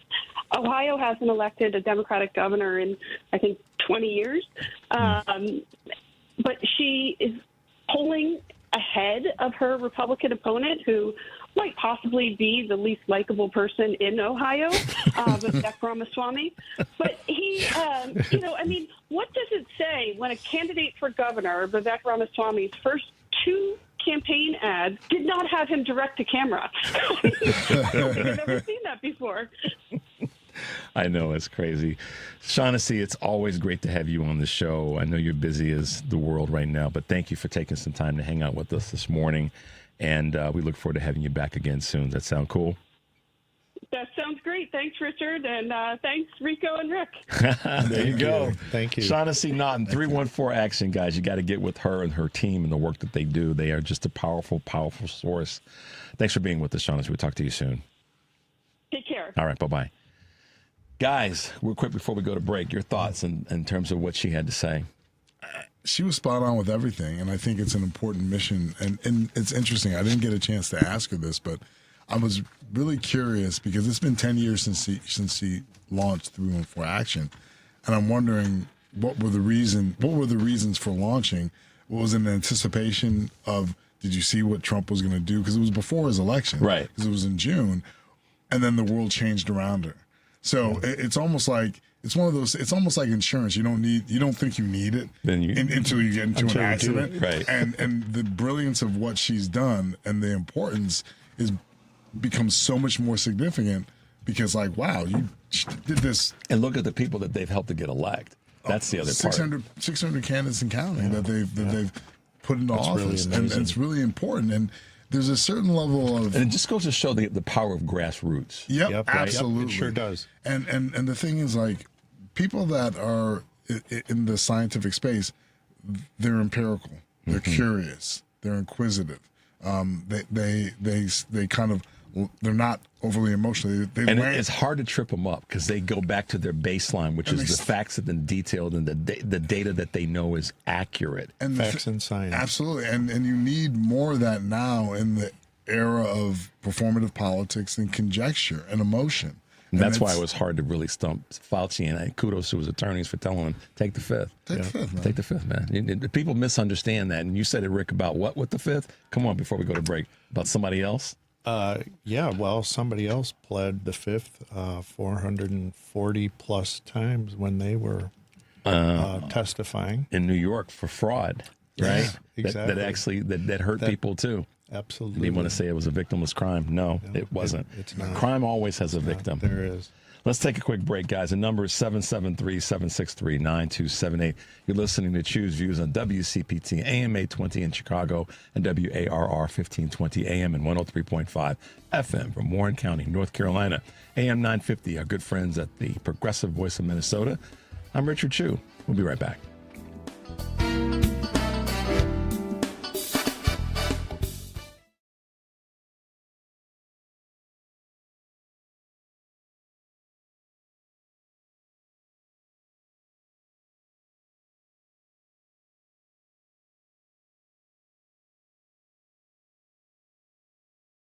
tractor and truck pulls, watching the quad racing, or waiting for the demolition derby, there's never a dull moment. And when the grandstand lights go down, stick around for live performances from country favorite Alex Miller and the always entertaining Feudin' Hillbillies. Of course, it wouldn't be the fair without carnival rides, mouth-watering fair food, livestock exhibits, local vendors, and all those traditions you look forward to every summer. On Friday, August 7th, you can meet me, Patty Vasquez, from 5 to 7 p.m. as we broadcast live at the fair. So grab your family, your friends, and make some memories at the 2026 McHenry County Fair, August 4th through the 9th. Get your tickets and see the full schedule today at McHenryCountyFair.com.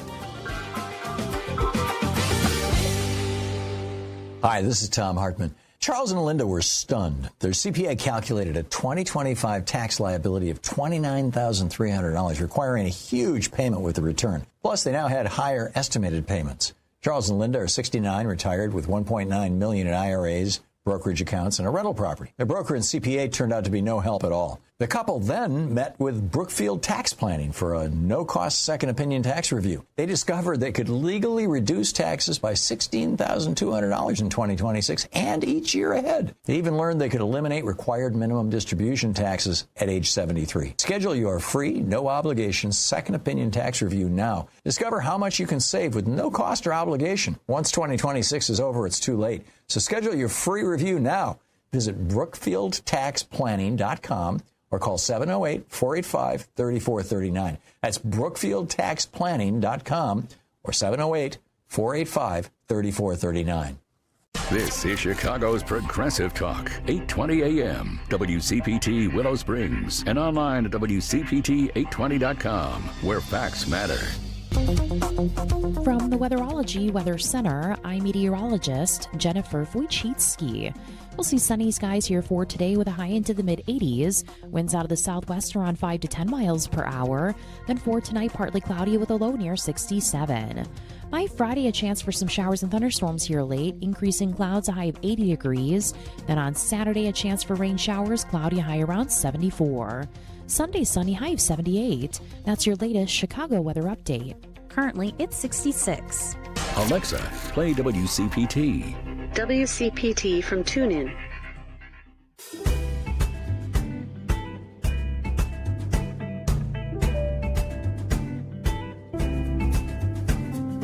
All right, guys, welcome back to Choose Views.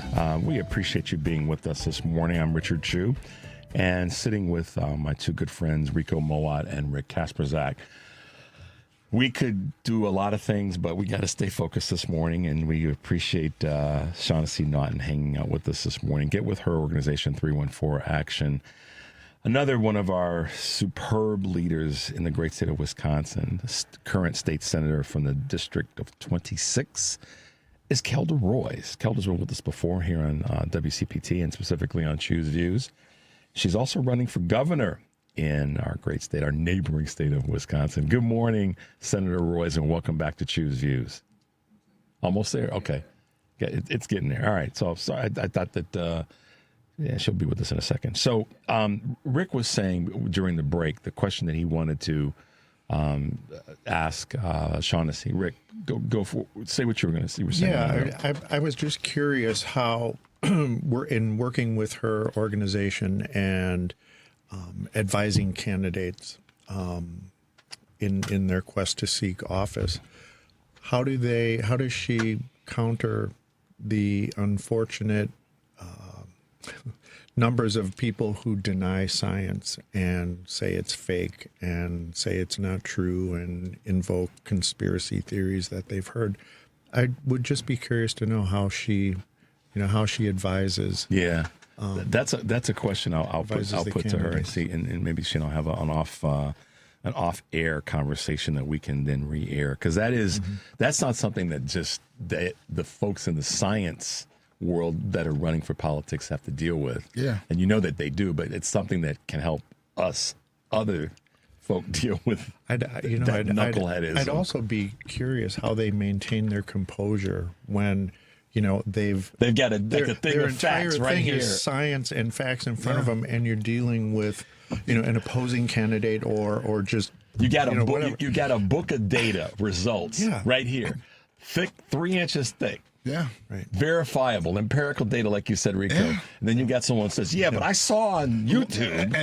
And I'm going to coin the phrase here now. And so this is going to be trademark, people. Data deniers. That's like ever since COVID, the GOP, MAGA are just blatant data deniers. Say that fast 5 times. Yeah. And it's one of those things where there's so much about science, but also just data, whichever way you want to say it, that speaks to a lot of things that is as simple as the nose on your face. And people just deny it. Right. They're just adamant about that denial, and they will stand pat like. And that they're so adamant that they like I saw a couple of interviews that you guys may have followed this young man. His name is Adam Mockler. You may have seen him on CNN. He's amazing. He's amazing. He's awesome. And he was interviewing some people around a couple of. It wasn't science necessarily, but it was what was he talking about? Oh, redlining. And about discrimination. Yeah. And this woman, and these were folks that seemed to be someplace in the Northeast. They had the stereotypical sort of mid-Atlantic Northeastern accent, husband and wife. And they were just like livid about how right they were about racism doesn't exist. Yeah. He was trying to show them data or give them a category, redlining, that exists. And they were she went down the path of, well, there was a black man that lived in our building, and he was the superintendent, and he didn't have any family, and because we took care of him, that wasn't. And I was like, oh my Lord! My gosh. I'm waiting for the time at one of these hearings where someone on the left is going to just say, "Your feelings are not facts." Exactly. Yeah. And then mic drop and just walk out. Yeah, that's a good T-shirt, Rico. It is. Cool. Let's take a moment and go to our good senator up in Wisconsin, Senator Kelda Roys. Good morning. How are you this morning? I'm great. How are you? I'm good. Glad to have you with us this morning. We know you're busy campaigning and being a senator. Kind of dual tracks right now. You running for office, and you're still being a great senator from District 27 in Wisconsin. How you holding up? How's it going? Well, it's going great, but I got to say, Wisconsin is at grave risk of Republicans taking over.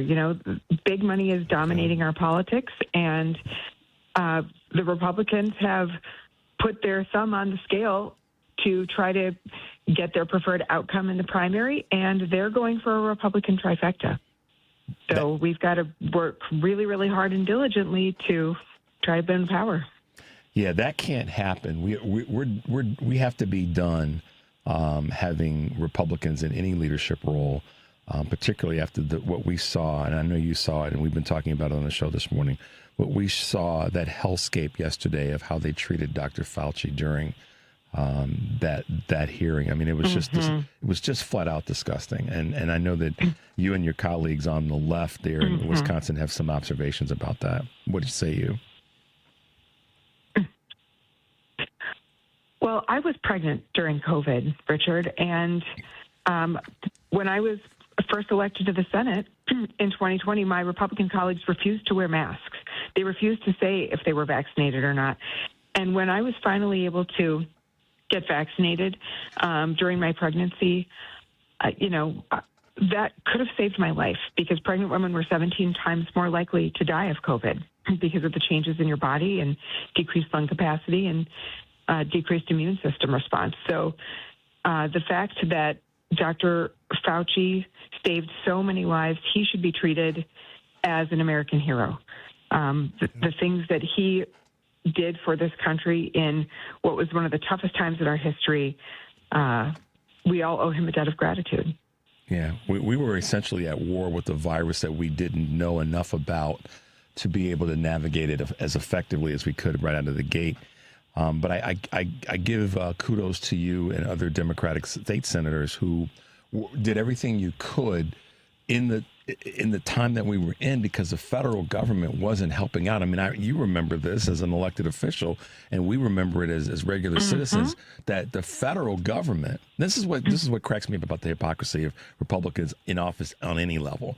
They were blocking, you remember this, Senator Roys? They were blocking getting benefits. Yes. Remember that? And equipment, because Governor Pritzker here in Illinois had to, reach into the state's pockets to get the equipment that we needed, because what they were sending us was deficient. It was broken and all the rest. So, that was a time where we all stepped up as Democrats, and you particularly as an elected official, dealing with knuckleheads that were not your colleagues. I'm not going to let you don't get to call them your colleagues, because they weren't being your colleagues to see you pregnant. And they weren't going to wear a mask? Man, please. We would have been knocking over some tables, Senator Roys. Yeah. Right, exactly. Well, and these are also the same Republicans in Wisconsin that took a 10-month vacation during COVID.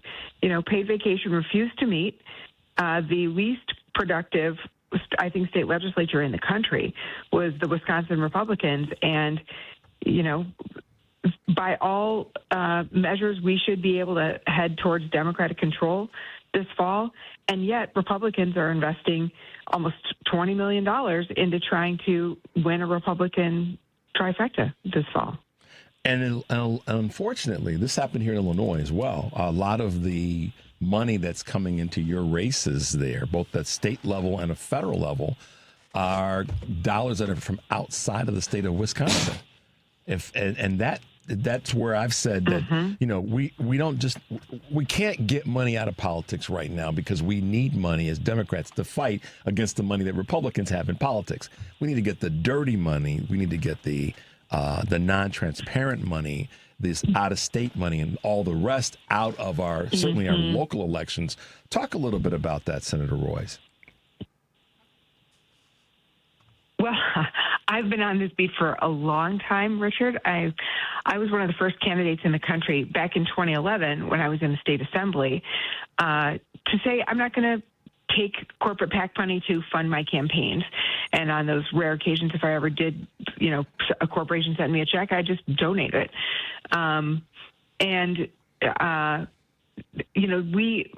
In those recent years, more and more candidates have started to adopt that position. But the truth is, dark money super PACs are often spending more money than the candidates themselves in these races. So the money in politics isn't even really the reported and regulated money that's coming into campaigns. And, my campaign is funded 93% by grassroots Wisconsin donors. I don't take money from APAC. I don't take money from corporations. But the Republican dark money super PAC is spending $3.5 million trying to elect my primary opponent, because they think that person will be easier for them to beat in the general and gives Republicans a path to complete and total power in Wisconsin. Yeah, which we cannot have. We have said this in other states.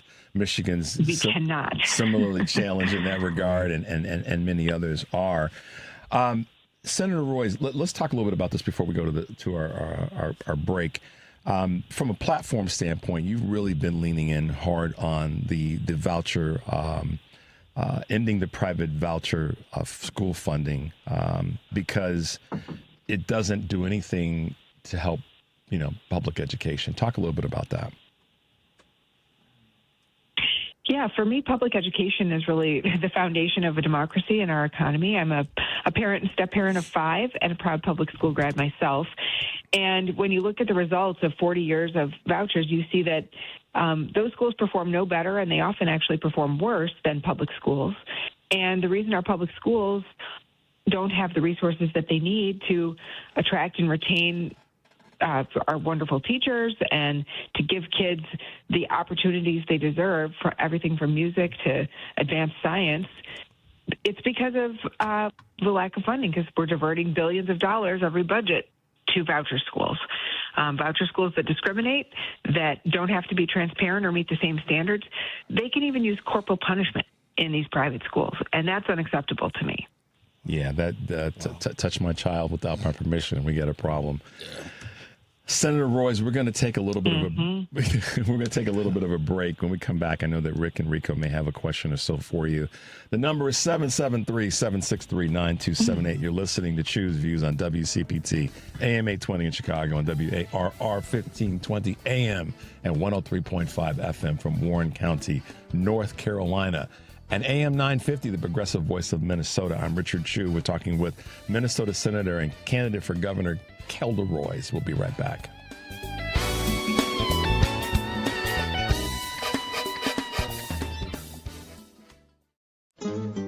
Latinos have been here always, before, during, and after the founding of the United States.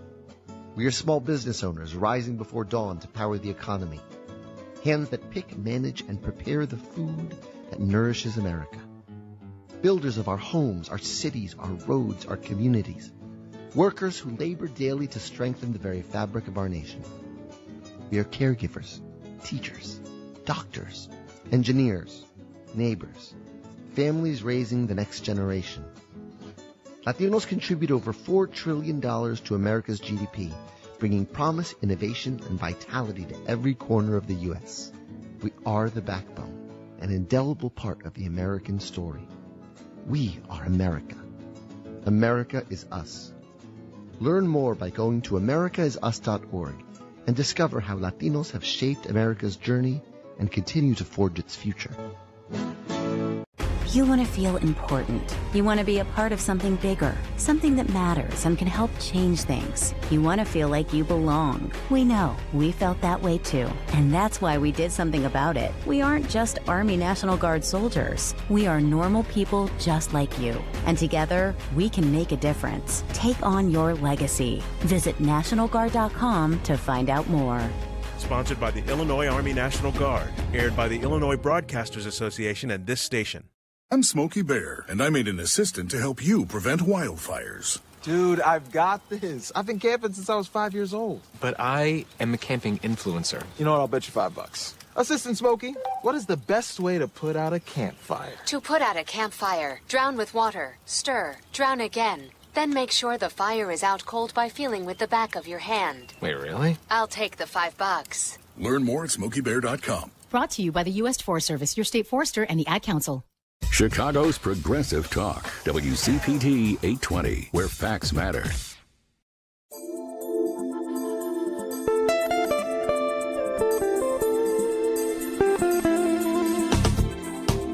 All right, guys, welcome back to Choose Views. If you're just tuning in, I'm Richard Chu, and we are talking with Wisconsin State Senator Kelda Roys. I said Minnesota before we left. I meant to say Wisconsin. I know where we are. Senator Roys. That's okay. You know, Minnesota and Wisconsin are friends. We are. Well, three of us are. We're like, you can't get to the next without going through one of our three states. So that's right. We're all connected. So, Senator. Just so you know, I'm the eldest. Wisconsin's the eldest daughter of the three. Ooh, look at that. Wow. You didn't hold back. She went right there. Like T.I., let them know. She let them know. That's good. Senator Roys, one of my guests, Rick, is a Wisconsin native, but he has a question he wants to ask you with regard to Governor Evers. Yeah, Senator Roy, thank you for being on the show today. It certainly has my interest because I have a vested, or I have a soft spot in my heart for anything Wisconsin. But I was curious to know, do you think that you are able to, ride some of the wave that from Tony Evers, from Governor Evers, because he's won twice the governorship, in a consecutive race, and he's in the pit with all the lions, and I think he's done a really nice job considering who he's working with. Do you think there's some you can kind of ride that wave? Well, I think that the challenge that we're going to face in Wisconsin is so much national money coming in from right-wing interests, and we've got a MAGA rubber stamp candidate. But I will say, the success that we have had in Wisconsin as Democrats is because we have received support from Democratic candidates and causes and people who care from all over the country who recognize that Wisconsin's an important bellwether state, and if we want to protect democracy nationally, it's good to have Democrats in office. And the other thing I'll say is, Governor Evers really benefited from the amazing legislative candidates that were running in districts all over the state who did that on-the-ground organizing work to help prop up his numbers. So even candidates took on unwinnable races but increased the Democratic vote share. They are the ones who did the work and deserve the credit for the statewide victories that Wisconsin has enjoyed, that, of course, made Tony Evers governor. Yeah, he has been a very effective governor, particularly as Rick said in the den with the lions. And one of the things, this is where I go back to the importance of what you said, Senator, about the trifecta and keeping Republicans at bay even on the state level, is because Wisconsin. This is where I said this a few weeks ago. The Republicans federally are not doing their job, because if they wanted to put the brakes on Donald Trump, that given that they have the numbers in the House and the Senate, they could take the teeth out of what he's doing, not unlike what some of the legislators are doing in Wisconsin to Governor Evers. It just goes to show that the legislative branch of government has that power. The Republicans are not using it federally, but they sure as hell are using it in Wisconsin to slow things down. Am I off the rails here? No, you're absolutely right. I mean, Republicans have blocked so many popular things, whether it's funding for public education, whether it's protecting abortion rights in our statute, or legalizing cannabis. I know Illinois and Minnesota love that Wisconsin keeps cannabis illegal because you guys get a lot of our revenue. But, we deserve to. My plan will help Wisconsinites get baked for babies, because we're going to put that tax revenue into early childhood and paid family leave. Oh, my gosh. We're getting big smiles here in the studio. Senator Roy's coming with the comment. Get for shorties. Nice. That needs to be a slogan on a T-shirt. Yeah, without a doubt. Your staff has been phenomenal, Senator Roys. Talk a little bit about how they have been so instrumental in the work that you've done as a senator, but also during this campaign time. Because I know you, like I said earlier, you're running two rails, running for governor, but at the same time still operating in the role that you're currently elected to. Talk a little bit about your staff. Yeah, I'm so lucky. I just have incredible staff and interns and volunteers. Politics is a team sport, and you just can't accomplish anything on your own. And, I have learned that over so many years of doing political organizing work as an activist, and certainly in office and as a candidate. And, the fact that we've got over 600 volunteers in every part of the state actually helping to build this campaign, and an amazing, dedicated staff of people both in my Senate office and on the campaign side, that, they are really the ones who are responsible for, the successes that we've had and the enthusiasm and momentum that we're building.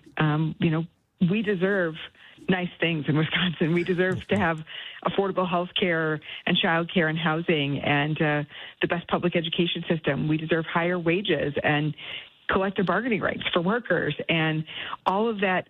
We can achieve it. Our democracy can deliver it if we have leaders and if we work together as a team to get folks in place who are willing to use power to get it done. Without a doubt. She hails from Marshfield, Wisconsin. She's Senator Kelda Roys, and she's running for governor in the great state of Wisconsin. Tell us how folks can find you and get involved in your campaign if they choose to, Senator. You can find me on social media at Kelda Roys, ROYS. My website has detailed policy plans, also KeldaRoys.com. And I hope everyone who's in Wisconsin, or if you know people in Wisconsin, text them to make sure they go vote for me on August 11th, and get involved in any way you can. You can give money, you can share our content, send me your ideas and questions. But let's do this. Wisconsin finally has a chance to go blue, and wouldn't it be great to have that big blue dot right in the center of the Midwest. There you go. Certainly would. Thanks for being with us, Senator. We appreciate that.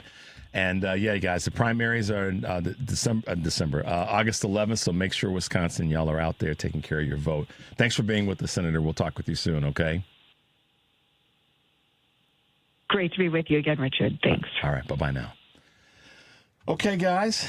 Well, I think the three of us can kind of have some fun as we wrap up today. Here's the thing. There's folks that are running in Wisconsin and in Minnesota for governor and in Michigan. At the end of the day, I'm not here to pick any favorites. My favorite is that we got Democrats running. And, absolutely. Some of the candidates are funded differently on a state level, and Michigan is a good example. Haley Stevens is, it's been fully disclosed that she's taken some money from AIPAC.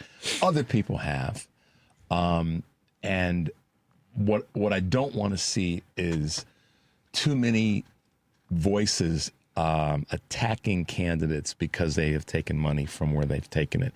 If they acknowledge it and they deal with it, I can roll with that. Just address it. Then fix the problem after you get to the, that's what has to happen. I believe. Right. Call me crazy. But to that end, we have to win no matter who is the ultimate candidate in the primaries going to the general election. If it's a U.S. House or Senate seat, and the governor's races, we have to keep them blue if they're blue. We're not looking for perfect candidates. We're not looking for this damn purity test and all this other garbage. No. What do you guys think? No, I think getting a fourth state sweep like that, Michigan, Illinois, Wisconsin, and Minnesota would be great. Huge. It would be huge, and it would be necessary. Yeah. Kind of bring it back to the old days. Bring it back to the old days. I mean, I don't mean to interrupt you, Rico, but I mean, being born and raised in Wisconsin, I remember when Wisconsin was one of the most progressive states around when I was growing up. Yeah. And it's truly very troubling to me when I look at the state of Wisconsin ever since Scott Walker was. Scott was just going to say that. I always go back to the when and the why of Scott Walker. How? Yeah. Scott Walker was the one that really sort of changed the direction. And a good example of when it's in the other directions, look at Michigan. I mean, I go back to Michigan so often because Governor Whitmer, Lieutenant Governor Gilchrist, and then at one point having the AG's office, the Secretary of State's office as well. I mean, that's powerful stuff. And here in Illinois, imperfect as it may be, and like Anusha said about what the legislature needs to do a little bit better, but when we're in control, we get more stuff done that benefits more people. And was it you that said, asked the question, how many Democrats have done something that have caused you, legislatively or benefit-wise less than by comparison to Republicans, and it's not even a contest. And I think something that you said earlier about them not being perfect candidates, compared to what the GOP is putting, the slop that they're putting out. Slop's a good word. I call them a slop. Like, y'all don't need to be perfect. Just be consistent. That's all you got to be. You don't have to be perfect. What gives me a little hope with respect to Wisconsin electing a Democratic governor is, if you just think back in the last year or two, there were two state Supreme Court justices that won that removed that control by the Republicans at the Supreme Court level. Yeah, it's big. So that's another reason why having them, because what they did is they gave the governor, because see, the state, the citizens of Wisconsin said, Governor Evers, we want you to go and do this. The legislature got in, and these punks said, nope. We're not going to let you do it. The state Supreme Court said, nah.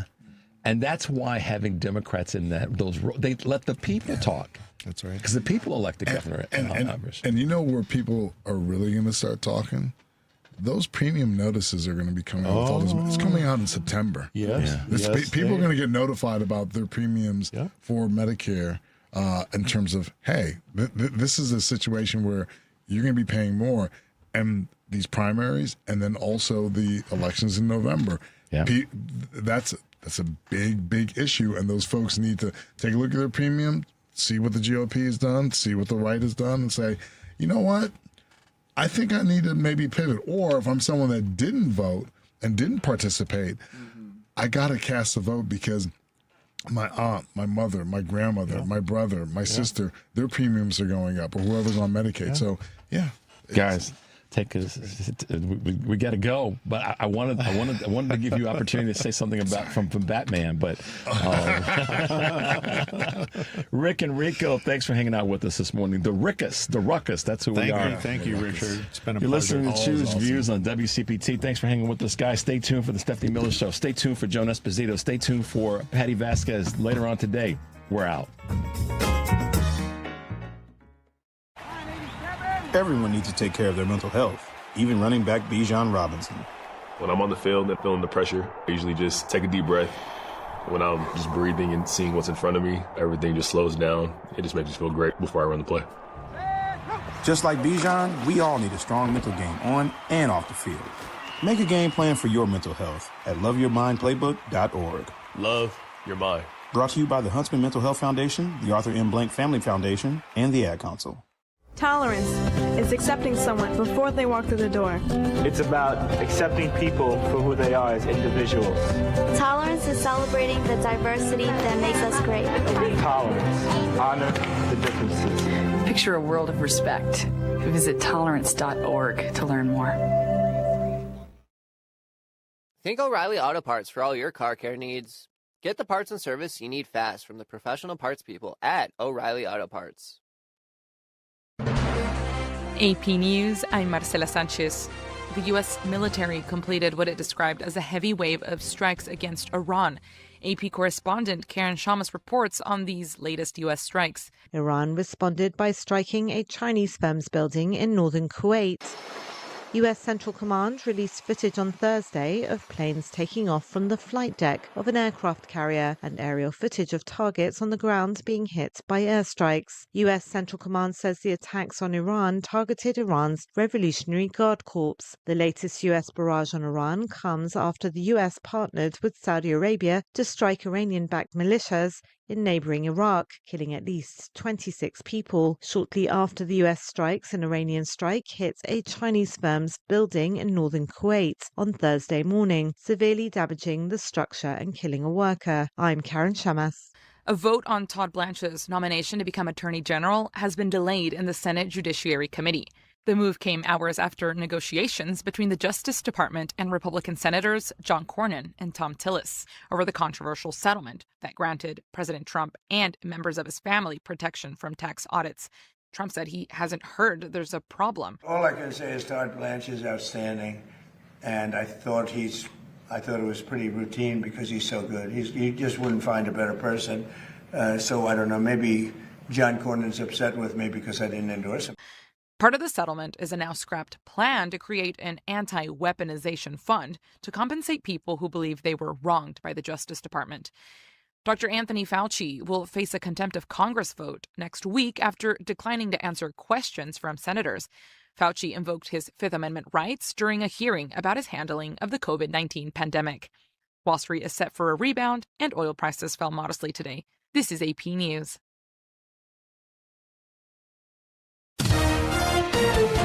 Sports, I'm Donna Warder. The Miami Marlins rallied to beat the Philadelphia Phillies 8-6 Wednesday. The Marlins overcame a 6-0 deficit to mark their largest comeback of the season. Andrew Monasterio hit a 2-run home run in the 10th inning, and the Boston Red Sox hold on to beat the Athletics 4-2 Wednesday night. The Blue Jays beat the Nationals 5-2. The Orioles beat the Tigers 10-9 in 12 innings. The Giants destroyed the Brewers 16-3. Former San Diego Chargers linebacker and college football Hall of Famer Billy Ray Smith Jr. has died. He was 64. Smith's family says he died following a bout with CTE-caused dementia. Smith played 10 seasons with the Chargers. He was named to their 50th anniversary team after racking up 15 career interceptions, 14 fumble recoveries, and 13 forced fumbles. I'm Donna Warder, AP Sports.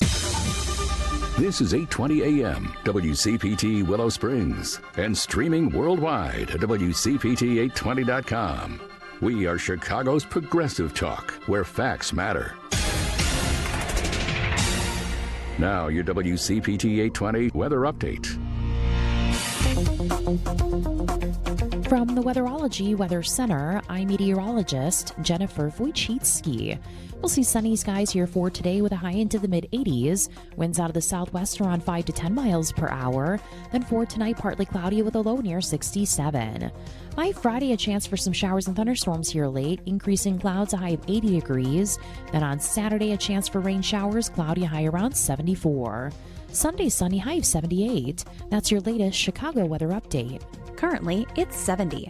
This is Chicago's Progressive Talk, 820 AM, WCPT Willow Springs, and online at WCPT820.com, where facts matter. Download to see if you qualify. Not all customers will qualify. Transfer fees may apply. No Albert subscription required. Albert is not a bank. Albert Instant Loans are issued by FinWise Bank, member FDIC. Not an actual client. Terms apply. Kylie, what's wrong? I just got hit with a car repair bill. I'm behind on rent, and I feel like I can never save any money. Have you tried the Albert app? Albert is your financial assistant, helping you find ways to save and create custom budgets to actually grow your money. Plus, you can get up to $10,000 for big expenses, or advance up to $1,000 fast when you need cash right away. Albert can get me up to $10,000? Exactly. Albert spots you in a pinch and helps you grow your money in the long run. I'm downloading Albert right now. Download the Albert app and use promo code GAIN to borrow up to $10,000 for whatever you need. The Albert app helps you budget better and save more money so you reach your financial goals faster. Download the Albert app right now and use promo code GAIN to borrow up to $10,000. Use code GAIN to borrow up to $10,000. Loved one owns a gun, and for a while now, you've been concerned about their behavior. They're just not acting like themselves. They've been distant, they've been unpredictable, they've been lashing out. They've been saying things that make you worried they might harm themselves or friends or family. Or you're worried this loved one might hurt you. Maybe they recently threatened someone with their gun. You know something needs to be done, and you wish more than anything you could hit pause on this situation. Well, here in Illinois, you can, with a firearm restraining order. In extreme cases, this order temporarily prevents a person in crisis from having a firearm, giving them time to heal before they do something dangerous or even deadly. If you are worried about a loved one in crisis who has access to a firearm, learn more about firearm restraining orders at illinois.gov/pause to heal. A public service announcement brought to you by the Illinois Department of Public Health, Brady, and the Ad Council. Because facts matter. You're listening to WCPT 820. It's the Stephanie Miller Show.